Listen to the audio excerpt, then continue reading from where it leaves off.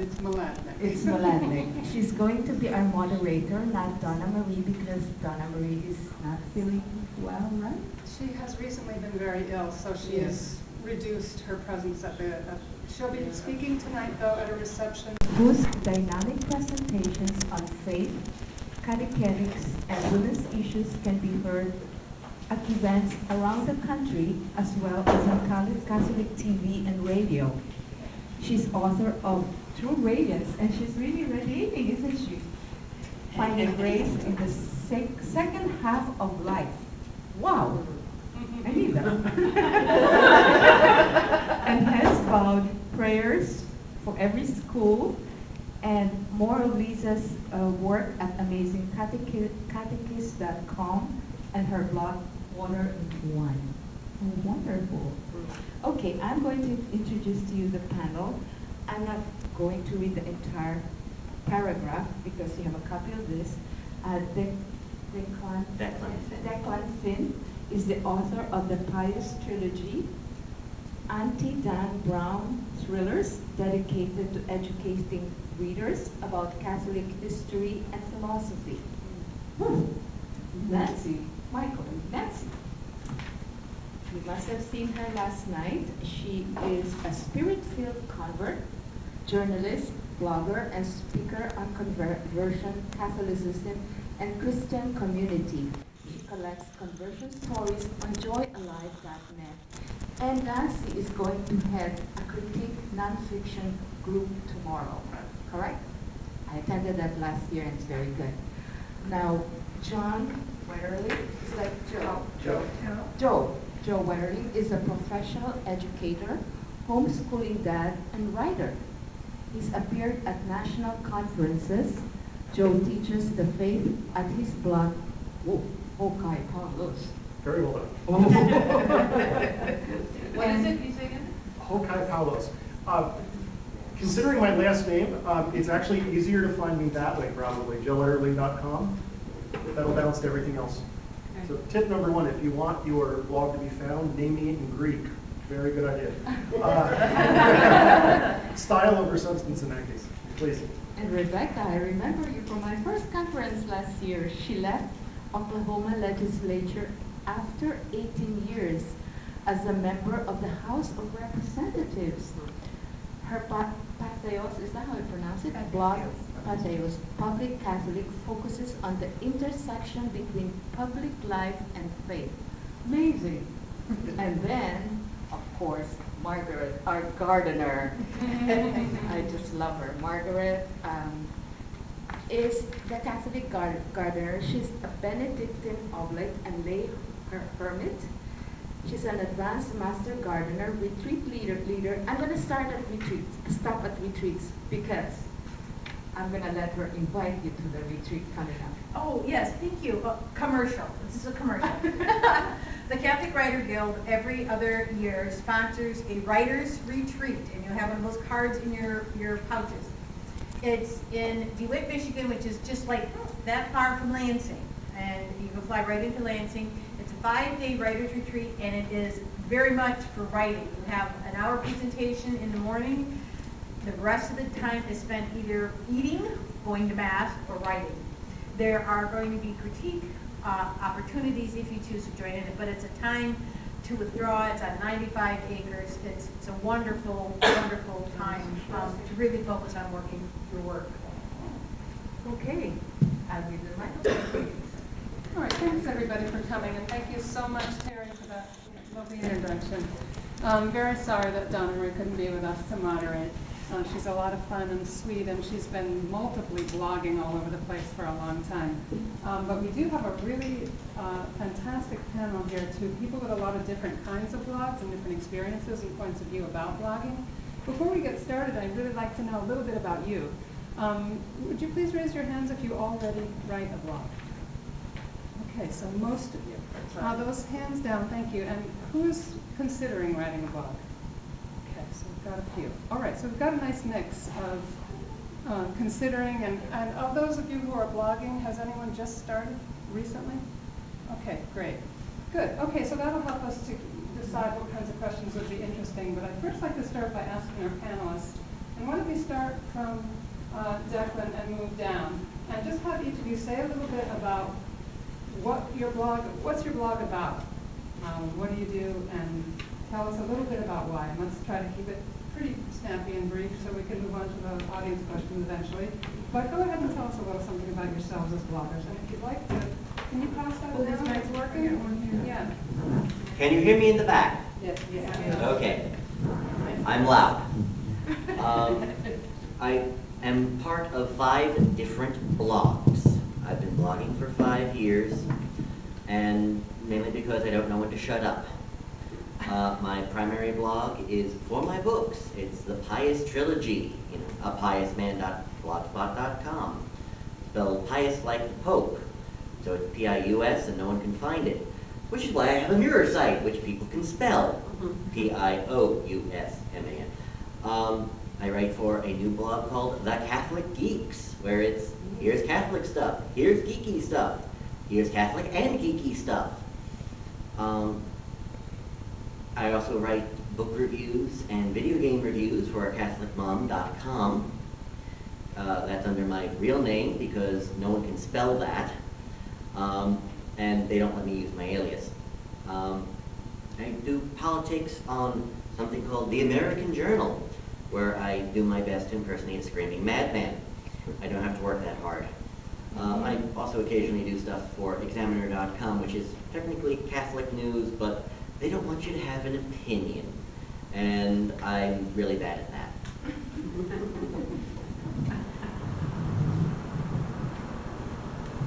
I'm Nancy Ward. My blog is joyalive.net.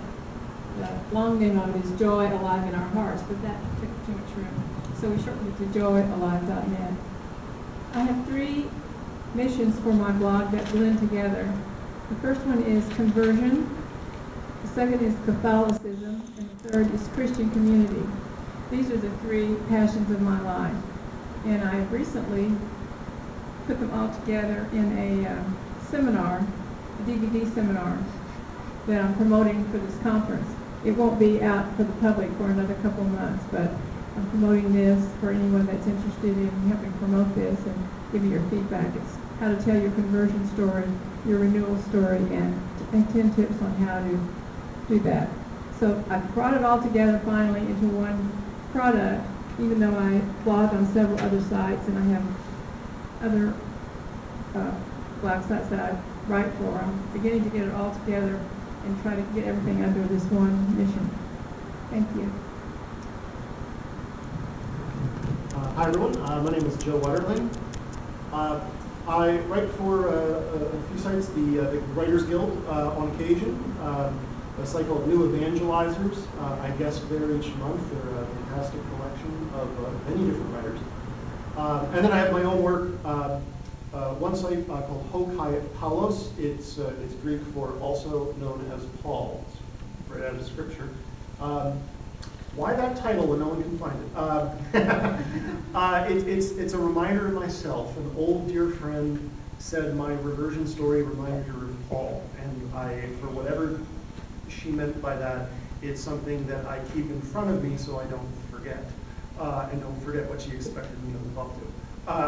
Whether I hit that or not, I don't know, but I use the site for my main thrust, which is teaching. I use that descriptive before writer or reader or anything else. So it's a catechetical blog for adults. Right now, I am doing something I call God from the Ground Up. I'm going from the absolute bare bones, does he exist, and I'm going to take however long it takes to go all the way up to the Catholic faith step by step. That means I have blog fodder for years, potentially. The other is called The Baptized Imagination. That exists because I needed an outlet. It's fantasy and science fiction and a Catholic view of it. I needed somewhere to get that out before it burst, so I created the second blog for that purpose. Excuse me, Joe. God from the Ground Up, that's a blog? That's a project that's part of Hokai Paulos. Okay. So that's, I'll jot it on my card here if you want the title. But if you go to joewetterling.com, yeah, that points you to everything that I do and am under the sun. Okay. Very provocative title. Thank. There was a marker. It's gone. Oh. There was a marker there.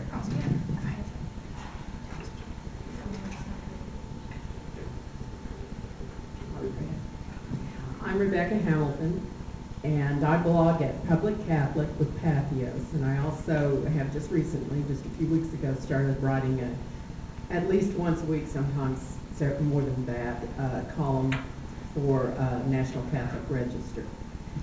The reason I blog, have any of you noticed that we're getting our heads handed to us in the culture wars? Has anybody else figured that one out? Okay, that's why I blog. I spent 18 years in the Oklahoma legislature. I know politics inside and out, upside down and backwards. I was also, back in my misspent youth, I was the Oklahoma director for NARO. And I converted after being I was elected to office as a pro-abortion, anti-God person. And then I had a very powerful conversion experience and changed to being pro-life, became pro-life Catholic, and managed to get elected again. I mean, and so that's kind of a skill in itself. And in the process of that, I can tell you, I know the pro-life movement inside out and backwards too. I feel like I have a lot of information, a lot of knowledge that I've gotten a very hard way. And the reason I blog, the reason I write, is because I want to equip Christians, Catholics in particular, but Christians in general, to be more effective in how we conduct our side of the culture wars. There's no reason for us to keep getting our heads handed to us. And so that's why I do this. And if we ever get to the point where we're winning, I'll quit and be happy to.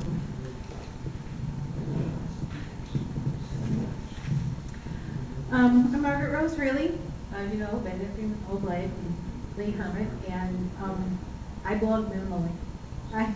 I'm just, the reason I blog it is I'm trying to share stories about finding the Creator through His creation. That's the spirituality I tend to follow, of finding God in the ordinary. And my blog also offers a ministry that I have for praying for priests on Thursdays and praying for sisters and nuns on Tuesdays. And every now and then, if I get excited, I might throw another story in there. I'm the odd one on this panel. I'm not very active in my blogging, other than being consistently once a week. So I don't know. Oh, it's called Morning Rose Prayer Gardens, and it's also a Pathos website, their website. Okay, great. Thank you all for that introduction. I think now you have a sense. There are millions of blogs. We all know this. They proliferate like crazy. We've got a man with a huge variety of topics that he covers, from politics to technology to his own literature. We've got conversion stories and all sorts of refreshment going on in terms of the spiritual life. Joe is an educator. Joe is interested in conversion himself. Rebecca's had this amazing ability to see both sides of some of the worst of the issues in our culture right now, to be able to respond back now through the light of our faith. And Margaret has a beautiful spirituality that comes through in her love of gardening, and it's incredibly revealing. So we have this beautiful variety. We also have, there comes a point though where someone will say to you, why does the world need another blog? But that's like saying, why does the world need another life? And we are a pro-life people, and we like our voices heard. And we also know that if it is God's will for your blog to flourish, it becomes a work of God. And so what we have to ask ourselves then, why don't we have the panel answer this question? What questions should we ask ourselves before we begin blogging? Go ahead, and, unless you guys want to raise your hands, who has a thought first? Well, the reason I blog is for the same reason that I write, in that I'm trying to do the new evangelization with the oldest love letters from God, which are parables from the Bible. That's why I do it. Well, I said why I blog, but that doesn't mean that anyone else would. Each one of us is an individual, and God works through each one of us through our individual strengths. And my experience has been that He works with us most strongly through our broken places, through our brokenness. That's certainly what He's done with me. And it's where you're broken and where He heals you that He then uses you. And I think that if you feel that you have something you want to say, then that's reason enough to blog. If you have that desire to talk to other people from your experiences, from your walk with Christ, from your brokenness, then you do have something worth saying, and your blog is worth reading, and it's worth doing. Well, for me, can you guys hear me okay? All right, I'm a loud one too. So. I don't want to be the big downer of the group here, so I'm going to put this as positively as I can. The first question to ask is, do you want to blog? Are you blogging for yourself or for others? If you're new to it, if you're not as experienced, you may be your only reader for a little bit. You have to decide if that's okay. I started one of my 2 blogs with the hope of teaching lots and lots and lots of people. I started the other, and I mean this sincerely, it's not marketing. I started it for me. I started it because I had to get stuff out that didn't fit the other blog. And initially, I didn't care if anyone read it. I just needed it off my mind. Now I want you all to go read it because I like it. But that's the first question. Does it? Are you okay starting it just for you, or do you want to do big marketing push, try to get lots of people right off the bat? Or a third possibility that some of us do is you want to blog with other people rather than host your own thing. Do you want to join in and blog with a group?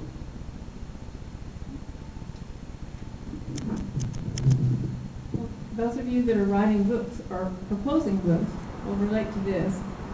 When I came to my first writers' conference, I was told what I needed to do in order to get published. And the second thing on the list, third thing on the list, after a business card, which I didn't even have my first conference, Facebook page, was a blog. So since I've always been a writer for most of my life, and I've written articles in lots of publications in the past, I thought, well, I can do this because what's so different about writing a blog than writing an article? So I began because it was needed to begin the road to publication. And I found that the first thing was I needed to narrow my mission, not just what I was interested in, but what I really was passionate about, which are the 3 things I said: conversion, Catholicism, and Christian community. And since I'm a convert, I began collecting conversion stories from other people and networking with them. And so it all came about to where that's became one of the main themes for my blog. Catholicism, because that's all part of the conversion process. Many people send me their stories about healing or miracles or a reversion back to the church. That's a whole other area. And then I do book reviews if it's in one of these categories. And of course, Catholicism is a wide category. And now I've found that blogging is really good therapy for writers. You can write things that you might not write for another publication. You can pick and choose the books you want to read and review. I have a priest that sends me his homily every Sunday. That I just love that, having something super spiritual on Sundays. And it's just grown into a real pleasure for me to do this. It is a commitment, and it's sometimes, like this week, a little difficult to have several things per week. But it's very manageable, and it's part of my spiritual growth and my professional growth. So it's really worked out to be something I thought I had to do, and now it's just part of my life that I enjoy doing. First of all, I think Joe had it nailed. First question, is this blog for yourself or for the general public? Because if you're doing it for yourself, you can basically treat it as, Dear Diary, this is what happened to me today. If you're doing it for the public, have a good set of parameters for what you're doing. I cheated. My first blog, A Pious Man, was about marketing. And I cast the net so bloody wide that I could talk about almost anything. Because my books are about thrillers. Stuff blows up. Congratulations, I've just gotten most of the entertainment industry that I can comment on. My books are deliberately focused on countering stupid Catholic stuff that becomes popular, Dan Brown. And so I cover Catholic topics, including occasionally, still on the blog, things that might come up in the media where it's, no, Pope Francis did not say capitalism is evil. Please, for the love of God, will you stop it? You know, on the Catholic Geeks, it's now become an entire section called Straw Pope Frank. Because obviously the media is quoting Straw Pope Frank and not Pope Francis. But at the next question, after the who is this blog for and what are the parameters, the question becomes, and I completely forgot what the next question was. So, never mind, it'll come to me eventually, probably 5 minutes after the panel is over. Could I interject? Sure. Go ahead. When I was speaking just a moment ago, I said that if God works with you through the broken places, and if you want to speak to people through those broken places, that gives you a voice for a blog. And then we got into the discussion of whether or not you're blogging for yourself or you're blogging for an audience. I'd like to give you two propositions to consider about that. First of all, if you're blogging only for yourself, I'm not sure you should blog at all. I think you probably would be happier with a Facebook page, a personal Facebook page where you just talk to your friends, or a diary, or something, a journal, something like that. Because, and that leads into the second point that I want to make. And that is, when I said if you want to speak from the broken places in your soul and in your life, then you have a position for a blog. I want to caution you. When you publish on the internet, you have thrown it out there into the public, and you've made yourself into a public figure, which is why I'm saying you shouldn't do it if you're going to do it just for yourself, because that is not the medium for doing things just for yourself. And so you shouldn't say things that you don't want to see ripped to pieces, that you can't take it if they are, because they will be. If you gather an audience, it depends. If only your aunt and your great uncle and your mother reads your blog, then you're probably going to be okay, though you must understand that future employers may read it, all sorts of people. Once you put it on the internet, you have no control over where it goes. And so don't put it out there unless you're willing to accept all the consequences that go with that. But when you talk about something in your blog, and if it catches fire, if you actually have a blog that develops a big audience, you're going to be hit with some really ugly responses. And if you're speaking for Christ, you can bet on it. If you're effective about speaking for Jesus, you're going to get attacked. And you're going to get attacked by people who they don't know it, they're not aware of it themselves, but Satan is speaking right through them. And so don't put things out there that you can't take them. And don't get your children or your family involved in it at all. Leave them out. Yeah, well, no offense, but if people are putting photos of their children on the internet, and I even mean Facebook pages, unless you've got some really good privacy settings, that's an invitation for really bad things to happen. I may read too many FBI articles on, hi, this is how stalkers track you, but sometimes it is good to be paranoid because there are people who are out to get you. And yes, even, you know how, okay, pop quiz. How do you start a fight on the internet? then wait. That's all you have to do. I did a series of blogs where it was Snarky Theology 101. And it was, okay, here is Catholic theology in the dumbest possible language I could come up with. So, you know, use small words and explain it. You know, almost common sense sort of things.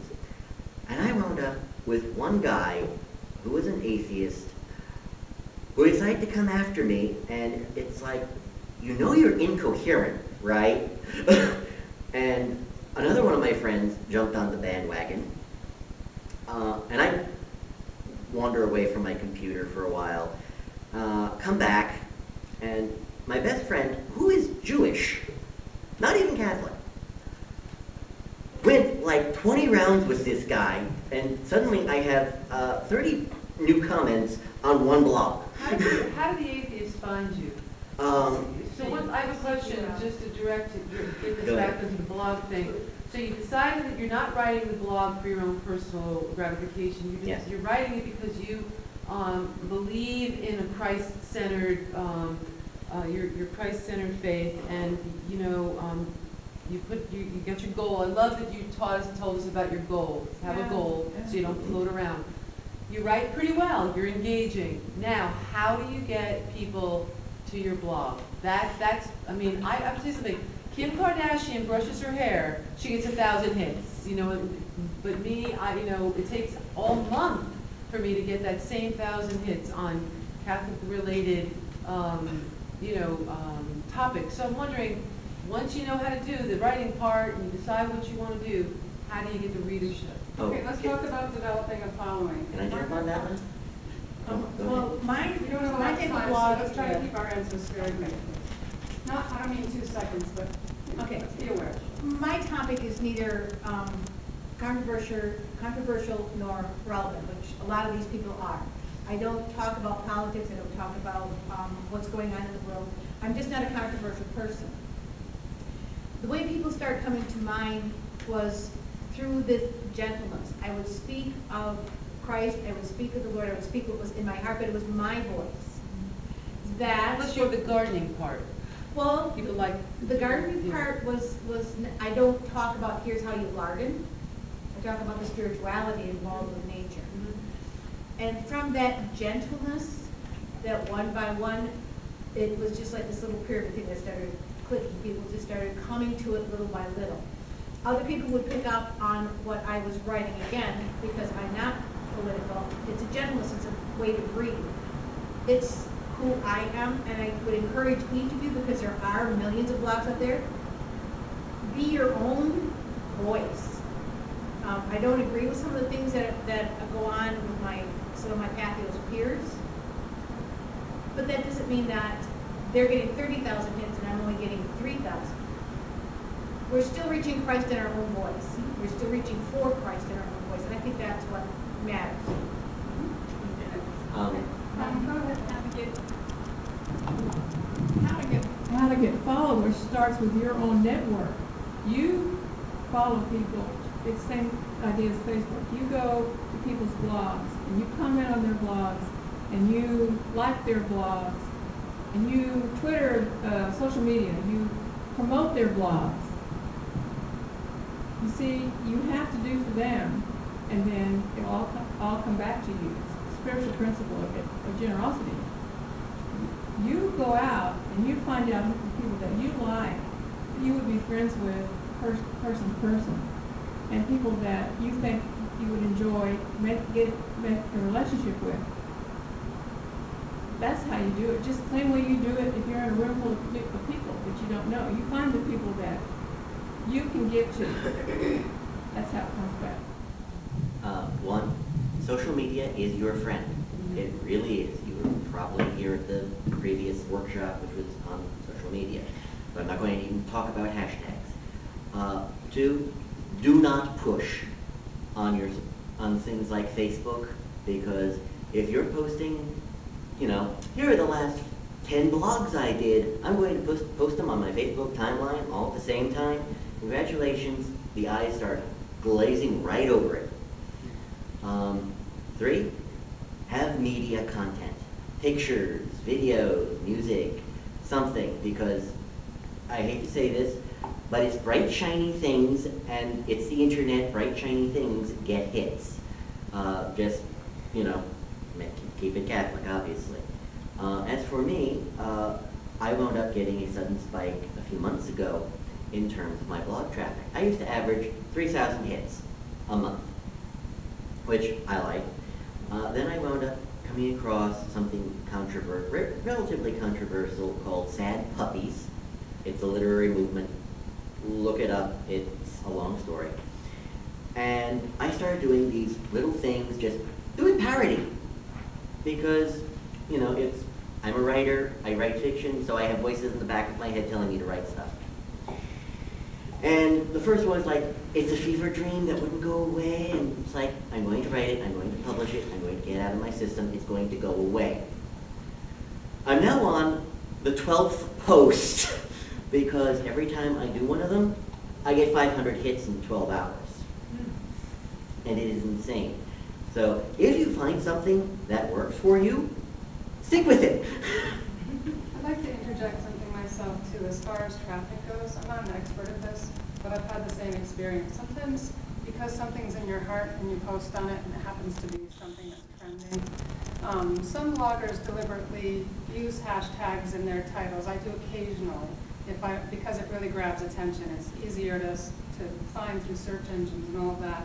And then when people share on Twitter from your blog, if you have a hashtag in your title that's a trending topic, that will very easily be all the tweets that go out from that page then include that hashtag. And so that's those conversations that you can search on Twitter pull in more readers. What Nancy said about paying it forward, about sharing other people's posts, that expands your network pretty rapidly. But every once in a while you get one of these hot topics. And so some people are very kind of mercenary about it. There's a lot of joking among bloggers about it. You know, how many hashtags can you squeeze into the title on your blog? You know, how much is this all just about traffic? And so we have to ask ourselves that too. Obviously, we want a platform where we wouldn't be out there. We have something to offer, or we wouldn't be trying. So it's always that fine line. And I'd like to have everybody comment. And Rebecca, feel free to add after I finish this question. The next question on top of that panelist, be thinking about a quick tip or two, really briefly, if you could just keep your answers really brief, moderately brief. What spiritually is important to creating blog content that's worth doing, that's worth your time away from your family, your prayer life, you know, and anything else, your vocation. Let's talk about spiritually how you keep things in the right perspective. Okay. But Rebecca's coming first.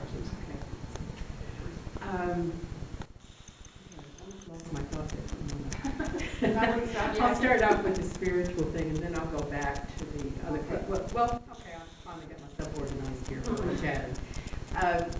Building traffic is something I've actually never tried to do. It's just come. And the only things that I can tell you that I've done on a consistent basis is I blog a lot. I think it's important, if you want to build an audience, to have something to say, and then say it, and then say something else. If you have a message, and you mean it, and you're serious about it, and you put it out there, then you need to put it out there again and again. And that's something I learned from politics. You've got to keep, consistency is everything, and persistence is everything. But you need to write something every day at least. And I usually put up 3 posts a day, and they're not all 3 long posts. And sometimes I'm very surprised by which ones get a large following and which ones nobody pays any attention to, because I can work for hours on something that I think is very profound, and it doesn't generate much interest, and then I can turn around and spend when I first started with Patheos, I put up this goofy post in the evening. And I was just doing it so I would have one at that time of day. And it was about a woman she was a part of a tour group in Europe, and they called the roll and they didn't know she was there. And so they started a search party for her. And she didn't realize they were looking for her, and she goes out and starts joins the search party looking for herself. And I wrote this goofy little headline. I said, "Lost woman searches for herself." And it was like a 2 or 3 paragraph thing with a link to the larger story. That thing just took off. You know, why? I don't know. I put 0 effort into it, but it did. That happens sometimes. But most of the time, it's because something's topical or because it's feeding a need in people. Now, as far as how I deal with it spiritually, I have a prayer that I pray, and I started this years ago, before I make a speech or before I put my fingers on the keyboard. And it is, may the words of my mouth and the meditations of my heart be pleasing in your sight, O Lord, my God and my Redeemer. And that's from a psalm. King David said that. And I always pray that before I start. And sometimes I change directions completely. I did today, or yesterday rather. I was supposed to write a post for the National Catholic Reporter, and I wanted to give them the nitty and gritty about pro-life politics, hardball politics. And I sat down to write, I prayed that, and I knew instantly that I needed to talk about how to get yourself spiritually able to deal with politics before I start telling people about that. Rebecca, we're running So I out of wrote time. something We need to move different. on. Thank Okay, you I'll so shut much. up. No, it's great. It's great. I just want to get to everybody. Okay. So folks, for me, I'll try to answer both questions with this same answer. What do I do to get traffic and what do I do spiritually? For me, what works in both cases is generosity. Nancy mentioned that a little bit already. I'm a teacher, so let me go with analogy here. We're here at a marketing conference, and I've been at a few of these now, and I've seen people walking around, new authors marketing their materials, catechetical books, fiction, whatever it may be. I've seen some who seem to have great success, and I've seen some who have failed. And just looking back in my own memory of talking with them, meeting with them, I've started to notice a trend. The people I don't see here anymore, the people whose books I've never heard of getting published, are the ones who, when we were talking, the only thing we discussed was their book and why they needed me to do something about it.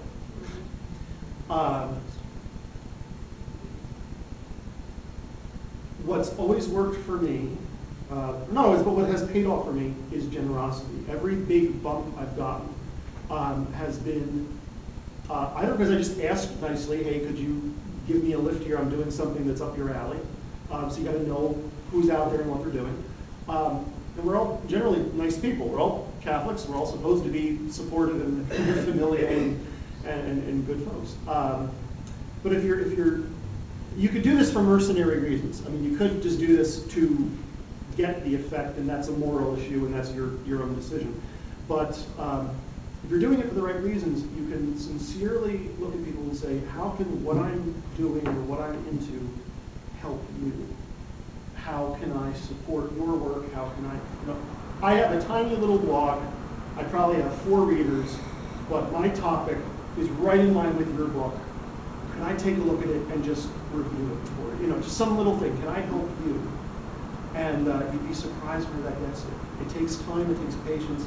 It doesn't always hook, but it's paid off. Good, thank you, Joe. Anybody else want to add anything to that? Maybe we'll take 1 or 2 audience questions quickly to specific bloggers. Why don't we take, who do we have? I think she had one and I have one. Okay, so let's do this quickly. These are going to be 1 or 2 sentence answers. We'll do the best we can quickly so we don't run out of time. Whose hand was first up? This lady here? Do you still have a have a question? question? Did you have a question? I didn't know. No, I haven't. No? Oh, But okay. I probably And will you think of a said- question. And you said you had a question? Yeah. Okay, let's have it. What is Patheos? Patheos is a very large hub website that includes all the religions and those that are not considered religions, such as the Satan Channel. Anyways, through this big wheel called Patheos, each channel covers a different religion. We belong to the Catholic channel under Elizabeth Scalia as our editor. And the information that is on each channel the editor tries to give the full range of views. So We don't have extreme trads and we don't have extreme conventionals, but we do have people that are kind of moderate in there, but we're all within the Roman Catholic Church. So I guess that would be the best way to. Yeah. to It started split it out up. as a hub for academics from Harvard and various institutions to publish white papers on their own religions. And then they went more mainstream and brought in people like Elizabeth Scalia to hire bloggers. And they're rewarded on the basis of traffic. It's not like you're on salary. Okay, so let's do the next question. Thank you, Mark. Just a simple practical question. Do you collect emails and then send notifications? Is that worthwhile to do that extra business? Yeah. Our site, my site does. Does anyone else collect email? I don't. I run a group blog I for. think it's a violation of my readers' privacy. I Well, don't. you wouldn't do it. Well, You you're wouldn't do it without them knowing. Is that what you're saying? Do it without them knowing? No, No, you would ask some of them, them some if they websites have want a to. sign up. Subscription. They want to Sign get up, yeah. let you go ahead and Yeah, if they email want your every newsletter, time. they'll subscribe. But, Yeah, I haven't Yeah. done that. Mhm. Yeah. Yeah, I my have- site does it because we're a catechist website. We want our content each week to be, sent into people's inboxes once a week. It just shows the links to the latest posts so that busy catechists and DREs know what's happening at the website. And they can follow the Facebook page and things like that too. So that's another way to keep people updated. Lisa, Did you remember? Oh, sorry. If I may real quick, personally, I don't do that on my sites, but I do that with classes I teach, so I can email people about what's coming up. But one note on that, just technically, you have to make sure if you do want to do that, that whatever blogging portal, whatever software you use, supports that on the back end. Not everybody does. Right, good. Which is a good segue into mine. Okay. If you, would you suggest, I'm sure there's all different things, but I have just a blog that doesn't get updated very often on, Google blog, whatever that is, Blogger. Blogger. And then I've heard of the other one. WordPress. Thank you. I haven't thought about blogs for a while. So I was just wondering what the advantages and disadvantages of those two, are there any more? And also, just so I don't have to ask it again, do you worry about security? I think that's one thing that keeps me from getting out there and blogging is just getting your name, like you said. Okay, you're we've public, got a number so- of questions going on here about security and about different kinds of platforms. Who's got a very fast answer to one of those Very questions? fast on security, if I may. Yes, I worry about that. Not so much with the blog, because I don't post my phone number, I don't post my kids' pictures or anything like that, just my smiling face and that's it. But if you have a personal domain name, like one of these, not a .blogspot.com, you've registered that. If you've registered that, your name and address is public record, unless you pay the company you registered it with to anonymize it. So if you're worried about privacy, if you go and get your own domain name, make sure you get it as a private domain. Otherwise, I could pull up not only your name and number, but your home address very easily. And to add to that, if you have your own freestanding website of any kind, you're going to need a subscription to some kind of security, and you may need, in my case, I'm not technologically savvy, I have a hired person who updates all the aspects of my WordPress site on a regular basis. She goes through it every week and makes sure that I'm protected. If anyone wants to talk about that after, I'm not going anywhere, I can give you more detail. And I think maybe if you'd like to stay after and ask people, if people want to stay a little bit longer and find out which platforms, people actually want to just go quickly. The three of us are on Patheos, and I have my freestanding site. Where are you hosted? You're on Blogger? Where in WordPress? WordPress? Blogger and courting WordPress at the moment. I'm thinking of a switch. Okay, and these are free? Mhm. They're all on Both free, free yeah. platforms? Okay, and they have their own security. No Thank one you. can hack into your site. And they Nope. back it What, up. what do you think about Weebly? Have you ever used it? I used it a while back, but what happened to me is they got me in on a cheap deal for a drag and drop with no bells and whistles. I just had something you for a had to book pay, that was published without notifying me. Mm-hmm. They started billing me at a lot higher, and there was some kind of fine print, and it was a big runaround to back out of it, and I lost some money. So just be aware, and don't be like me and fail to read the fine print. I'm not even 100% sure there was fine print, but that's what I was told. Anybody else? Do you have any, just quick tips in terms of keeping the automated responses away, the Spammers. Yes, the spamming away. Yeah, That's there's another anti- security issue. Anti-spam app, yeah, there's anti-spam apps. Yeah, they're usually connected to who's hosting Is it. there a Bloggers, certain guys. one that you recommend on WordPress? Well, WordPress has a thing called Jetpack. It's got all kinds of fills in with all kinds of stuff, and one of the things is this anti-spam. In other words, they go in there and then also on comments, you moderate all your I moderate all my comments. I don't let any comment go on there unless it's someone that's already commented before that I've approved of. If I get a new person to comment, it sits there until I moderate it, because usually it's somebody's ad or worse. Or worse? Right. That's a good way to do it. Also, some of the spamming, the anti-spam software will weed out a lot of that, and it will end up in WordPress. It ends up in a folder where you can then go through and see, oh, this marked as spam, something that was either legitimate. Now I can send that into the com box, and then you can just delete all the stuff that piles up. If you have a blog, mine's about 9 months old, and I wanted to go from one post to another, say leave Weebly and go to Blogger, do I lose anything when I do that? Do I mean, is it easy to? That's a The technical domain. question. Anybody be able to handle that? I always have someone else in my ready for me. If you change, if you've got WordPress and you also, that's also your server. Is that the word? Sure. I have a WordPress blog, but I'm not on their server. Therefore, I could change. I'm on Blogger, which is okay. Not a big deal.